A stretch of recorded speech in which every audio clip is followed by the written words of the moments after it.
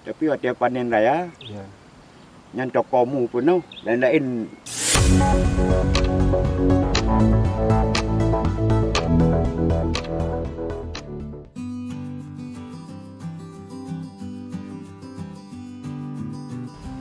Pula jagung, yang modal sepertiga, keuntungan 2/3.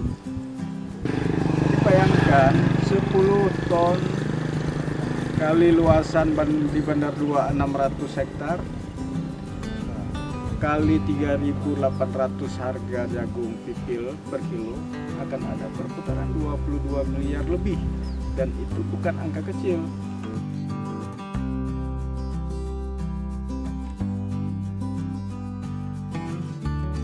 Tanaman jagung menjadi salah satu komoditi pertanian yang dapat mendongkrak perekonomian petani di Kabupaten Pd Jaya.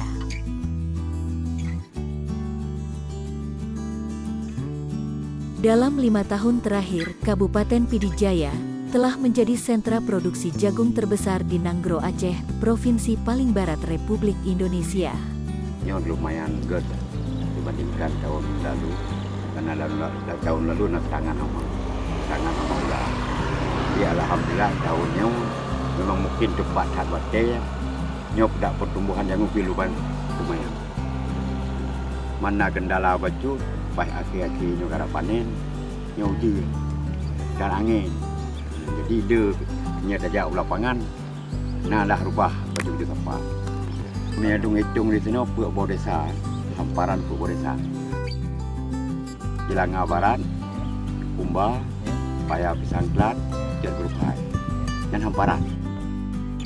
Belum hitung sekitar daerah 270 hektar. Pemerintah Pd Jaya mengklaim dalam 8 tahun terakhir, program pengembangan tanaman jagung telah memberi manfaat untuk kesejahteraan ekonomi petani jagung di 8 kecamatan. Pengembangan tanaman jagung hibrida di Kabupaten Pd Jaya itu dimulai sejak tahun 2012 kebetulan ada dapur yang dibuat oleh PT Pioneer Nusantara yang ditempatkan di beberapa kampung dalam Kabupaten Pd Jaya, khususnya di Kecamatan Bandar 2. Kemudian 2014 itu ada bantuan pemerintah Aceh melalui Dinas Pertanian Provinsi Aceh pengembangan jagung hibrida seluas 70 hektar. Nah ternyata dari pengembangan 70 hektar itu alhamdulillah berhasil. Kemudian semangat petani untuk tanam jagung itu meningkat.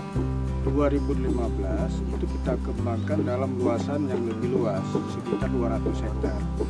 Nah sampai hari ini di Pd Jaya, ini posisi kita di bulan Agustus 2022, luas tanam jagung di Pd Jaya itu setiap tahun itu berkisar antara 2.000 sampai 3.000 hektar.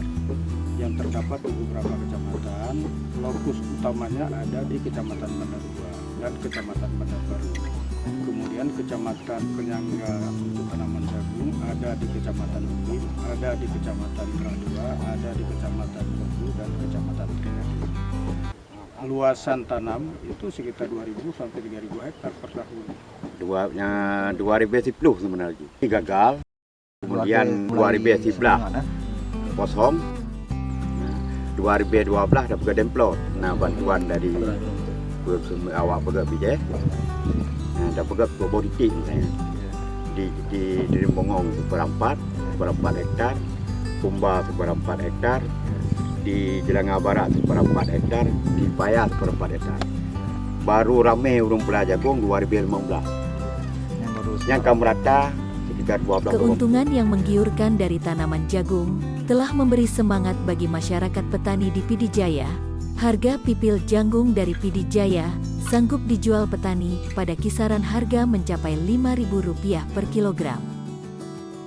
Pipil panen, cerita panen, langsung prontok. Yang harga aja nun, RB mas. Yang harga Pipil panen per kilo. Menyebarkan pipil panen tahun lalu yang buat saya. Buat dia sampai punya setengah pipil panen. paling tinggi pada harganya. paling tipenya itu 5.000. Ini tahun ini saja di Kecamatan Bandar 2, di posisi kita berada di desa Blangmiro dan sekitarnya ada 12 desa. Ini luasannya 600 hektar kurang lebih.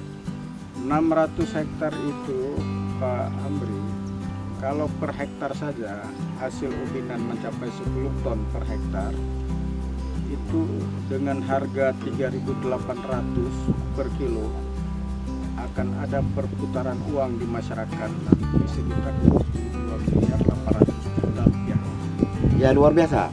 Malah denyut ekonomi di Ulegli ini akan meningkat, menggerakkan.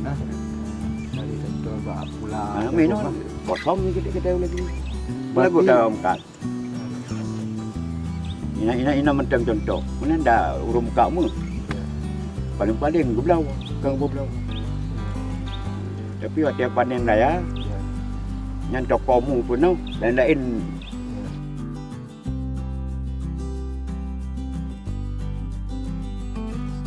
Memiliki potensi ekonomi yang besar, pemerintah PD Jaya terus menambah luas areal tanam jagung. Caranya, memotivasi masyarakat dengan beragam bantuan dan penyuluhan.